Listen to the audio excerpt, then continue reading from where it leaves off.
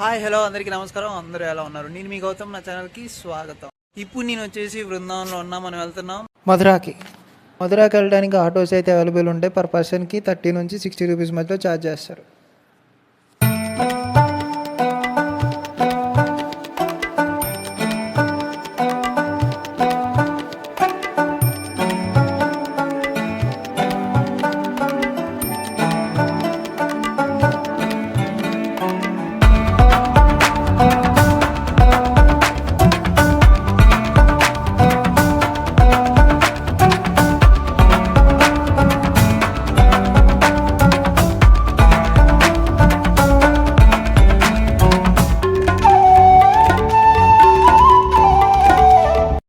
మనమైతే ఇప్పుడే మధురాకి అయితే వచ్చేసాం. ఇక మన ఎదురే ఉంది జన్మభూమి, చూస్తారా? ఇదండి, ఇదే శ్రీకృష్ణ జన్మభూమి. ఇదే అండి మార్గం, ఇక్కడ నుండి ఎంట్రన్స్ అనమాట. ఇక్కడ మీరు ఆటోలో వస్తే మిమ్మల్ని అయితే అక్కడ దింపుతాడు. అక్కడ నుంచి ఇటు వెళ్ళాలి. ఇప్పుడు మనం లోపలికి వచ్చాక ఈ దారి మొత్తం చూడండి ఎన్ని షాపులు ఉన్నాయో. చిన్న పిల్లల బొమ్మల దగ్గర నుంచి కూల్ డ్రింక్ షాపులు, అదిగోండి దేవుడి సామాన్లు గోల్డ్ ఉన్నాయి. ఈ దారిలో చూడండి, ఆ పైన స్తంభానికి, ఆ పోల్కి ఆ కృష్ణుడి బొమ్మతో భలే పెట్టారు. ఆ డిజైన్ చూడండి, మొత్తం 2 సైడ్స్, అటుపక్క ఇటు పక్క.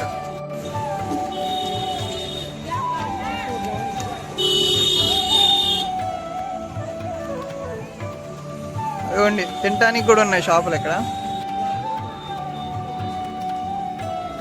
ఇప్పుడే ఆ టెంపుల్ గేట్ నెంబర్ 1 దగ్గరకు అయితే వచ్చేసాం. ఇక్కడ నుండే లోపలికి వెళ్ళాలన్నమాట. చూడండి, ఇదే గేట్ నెంబర్ 1. ఒకవేళ మీరు వచ్చినా సరే ఇటు నుంచి వస్తారు.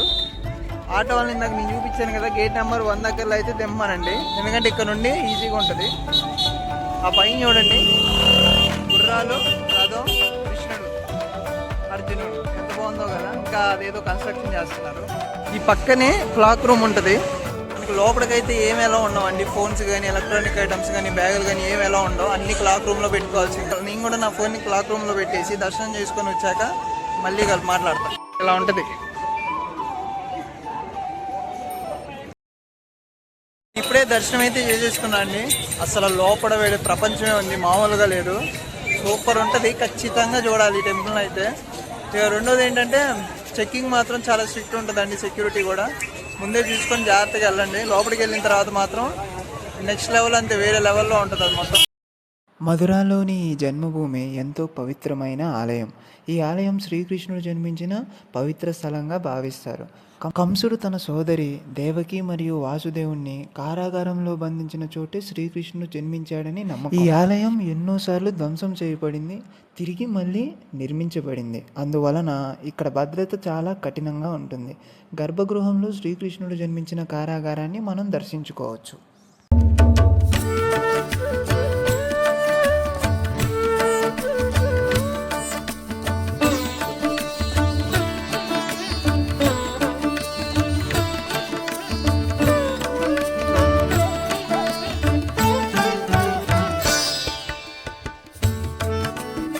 ఈ ఆలయం లోపల రాధాకృష్ణ టెంపుల్, అలాగే శ్రీకృష్ణ జన్మించిన కారాగారం యొక్క టెంపుల్, అలాగే ఇంకా 10 రకాల టెంపుల్తో ఈ ఆలయం అయితే ఎంతో అందంగా, ప్రశాంతంగా ఉంటుంది. వెళ్ళాక కనీసం ఒక ½ అవర్ అయినా పడుతుంది దర్శనానికి. ఇంకా ఈ దర్శనం అయితే చేసుకున్నాం కదా. ఇప్పుడు ఇక్కడే ద్వారకాధీశ్ టెంపుల్ అయితే ఉంది, అక్కడికి వెళ్దాం. అది దర్శనం చేసుకుందాం.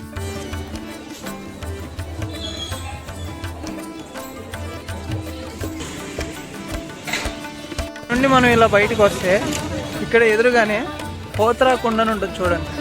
ఇదిగోండి, ఇదే పోత్రా కుండ.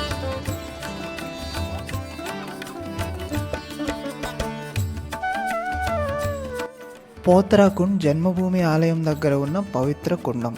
పురాణాల ప్రకారం బాలకృష్ణుడి బట్టలను, అంటే పోత్రాలు, ఇక్కడే శుభ్రం చేసేవారని నమ్మకం. అందుకే దీనికి పోత్రాకుండ్ అనే పేరు వచ్చింది. పూర్వకాలంలో భక్తులు ఈ కుండంలో స్నానం చేసే జన్మభూమిలో ఉన్న ఆలయాన్ని దర్శించుకోవడానికి వెళ్ళేవారంట. మొత్తం కూడా కంచె పెట్టేసారు చూడండి, అటు పక్కే వెళ్ళకుండా.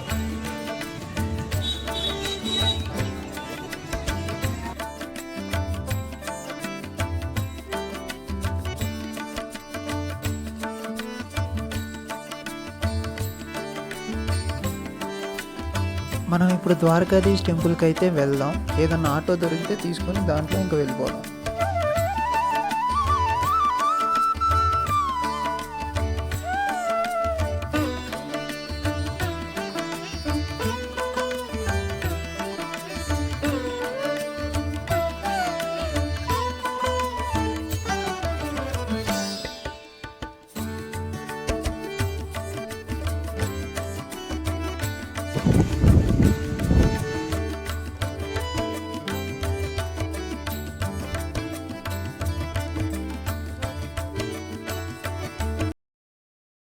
నేను ముందే చెప్తున్నానండి, ఆటో వాళ్ళు అయితే ఫుల్ స్కాన్ చేస్తారు. మీరు కొంచెం అజాగ్రత్తగా ఉన్నారంటే మొత్తం స్కామే ఉంటుంది ఇక్కడ. ఆటో వాళ్ళతో జాగ్రత్త. ఇప్పుడు కూడా చూసారుగా, నేను ఎక్కిన ఆటో వాడు 50 రూపాయలు తీసుకున్నాడు. మీరైతే అంత ఇవ్వమాకండి నెక్స్ట్ టైం. ఎక్కడో అక్కడ 1/2 కిలోమీటర్ పైన ఆపేసి అక్కడ నుండి నడుచుకుంటూ వెళ్ళమన్నాడు. ఇంకా పక్కన లోకల్స్ ఉండి ఎందుకు ఇక్కడ ఆపావు, మాకు దగ్గర దాకా తీసుకెళ్ళాను వాళ్ళు అరిస్తే అప్పుడు తీసుకొచ్చాడండి. సో అలా ఉంటుంది అన్నమాట, జాగ్రత్త.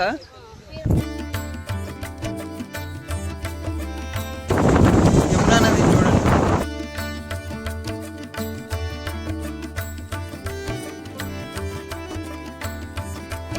ఇక్కడంతా కూడా ఇప్పుడు ఫుల్ గాలి దుమ్ము వస్తుంది అనమాట.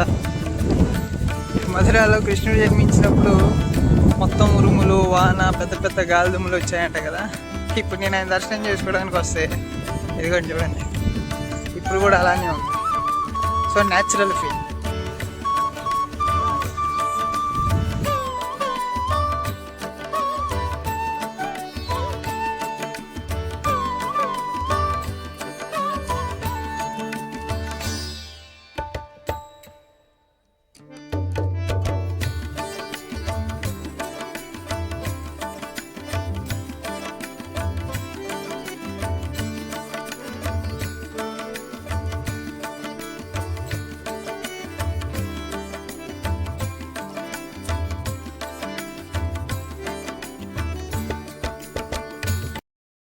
వాసుదేవ మందిర్ అనమాట.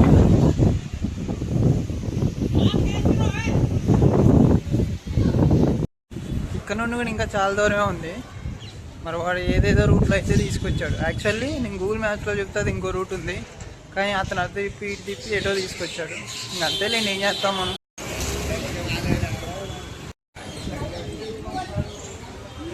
కదా అటు కాదు, ఇటు నుంచి వెళ్ళాలన్నమాట. అటు నుంచి రాగానే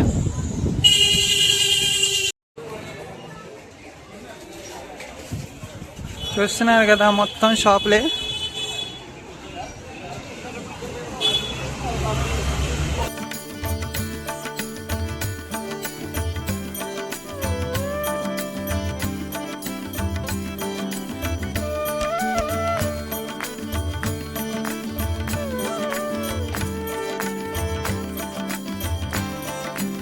ఇదే ద్వారకాధీష్ టెంపుల్ అన్నమాట.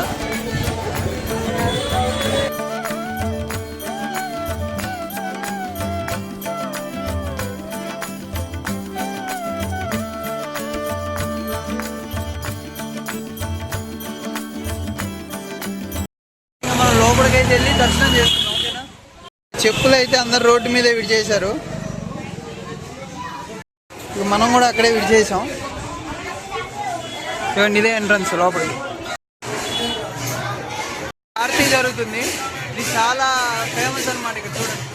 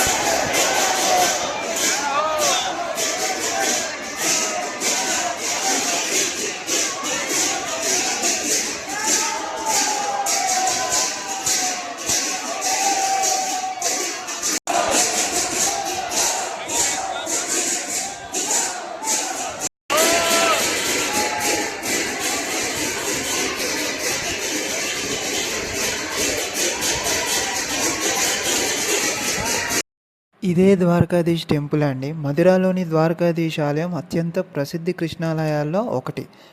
1814లో గ్వాలియర్ రాజ్యానికి చెందిన సేత్ గోకుల్ దాస్ పరిక్ ఈ ఆలయాన్ని నిర్మించాడు. ఇక్కడ ద్వారకాధీష్ అంటే ద్వారకా నగరాధిపతి రూపంలో పూజిస్తారు. ముఖ్యంగా జన్మాష్టమి సమయంలో ఆలయం అద్భుతంగా అలంకరిస్తారు.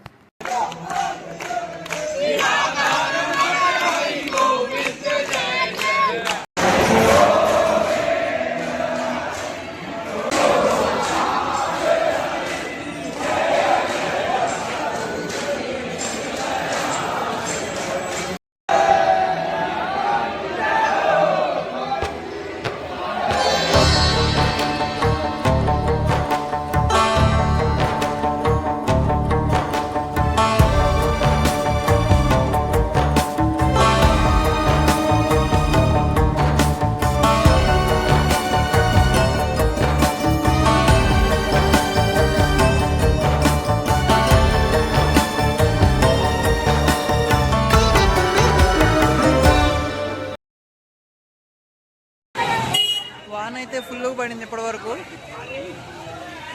మీరైతే ఇంకా దర్శనం చేసుకున్నారు కదండి. మనం ఇప్పుడు విశ్రామ్ గారి దగ్గరికి వెళ్ళిపోదాం. ఆరతి ఇస్తారట.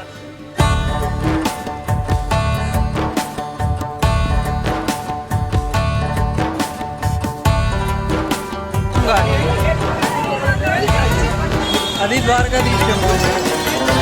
అక్కడ నుండి మీరు ఇలా ఇక్కడికి వచ్చాక ఉందన్నమాట.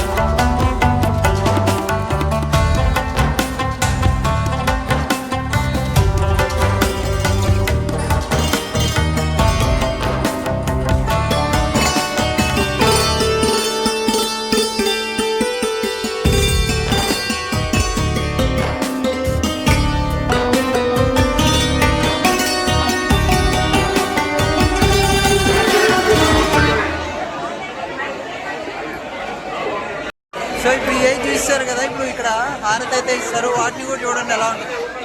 విశ్రామ్ ఘాట్, యమునా నది. మీరు చూస్తున్నదే యమునా నది తీరంలో ఉన్న విశ్రామ్ ఘాట్ అండి. కంసుడిని సంహరించిన తర్వాత శ్రీకృష్ణుడు ఇక్కడ విశ్రాంతి తీసుకున్నాడని పురాణాలు చెప్తున్నాయి. అందుకే దీనికి విశ్రామ్ ఘాట్ అనే పేరు వచ్చిందంట. సాయంత్రం జరిగే యమునా హారతి చాలా ప్రసిద్ధి. అలాగే ఇక్కడికి వచ్చిన భక్తులు పడవ ప్రయాణం కూడా చేసుకుంటూ ఉంటారు. సాయంత్రం వేళ నది ఒడ్డున ఎంతో అందంగా, ప్రశాంతంగా, ఆహ్లాదకరంగా ఉంటుందన్నమాట.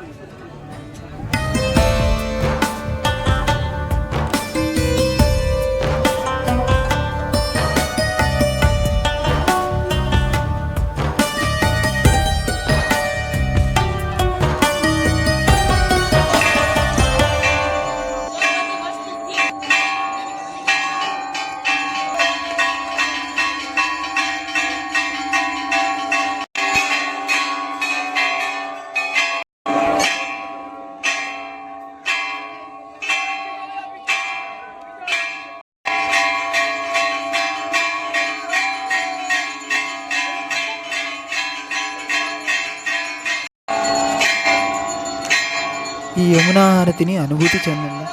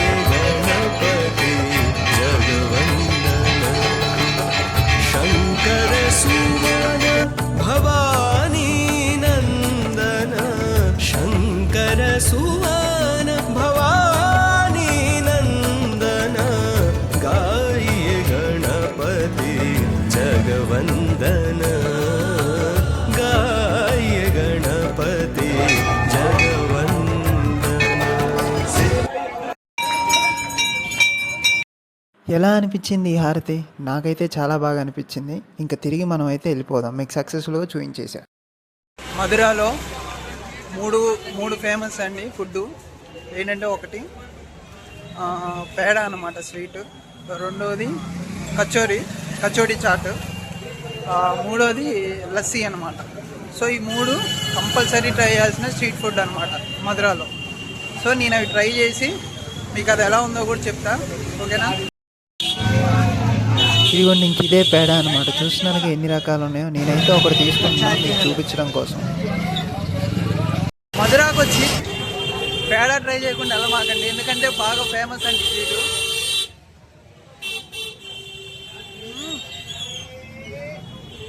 నిజంగా చాలా బాగుంది స్వీటు.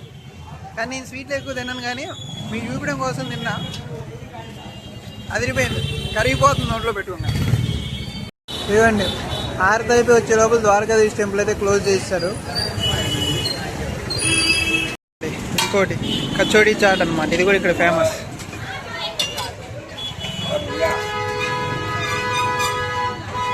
ఇవన్నీ నేను తిన్నాను, కానీ మీకు చూపడం కోసమే ఇవన్నీ. ఇదండి, ఇదే కచోడీ చాట్.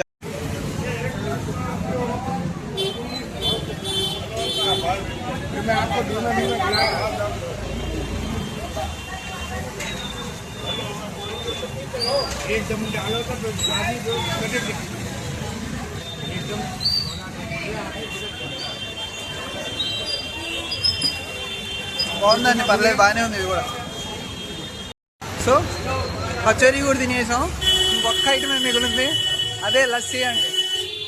సో ఇంకా అది కూడా ఏదైనా కనబడితే తాగేద్దాం. సో మూడు మీకు చూపించేసినట్టు అయిపోతుంది అనమాట.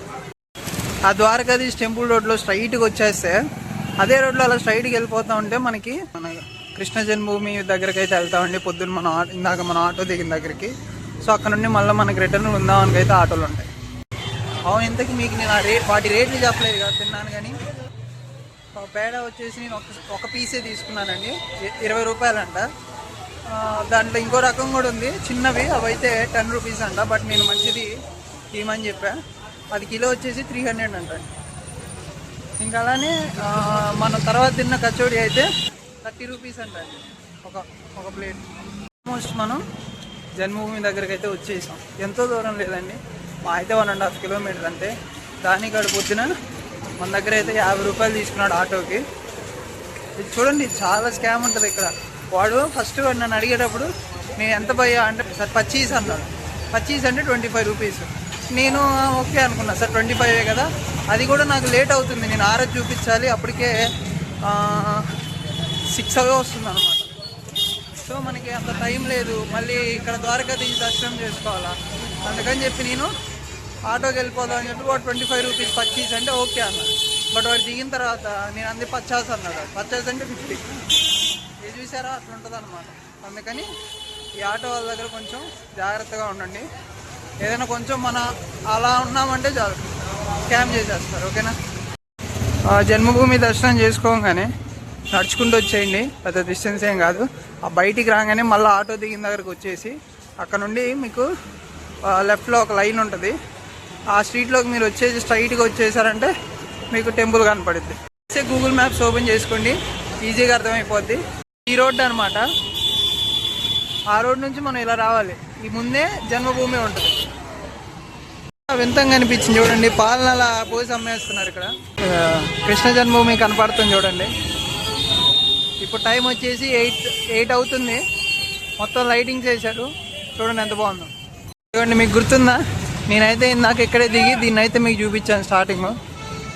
సో నేనైతే ఇక్కడతో వ్లాగ్ అయితే ఎంజాయ్ చేస్తున్నానండి. ఎందుకంటే నేను ఇక్కడికి 3కి అయితే వచ్చాను మధ్యాహ్నం. ఇప్పుడు ఏంటంటే టైం వచ్చేసి 8 అయిపోతుంది. నేను మళ్ళీ రిటర్న్ బృందావనికి అయితే వెళ్ళిపోతున్నాను.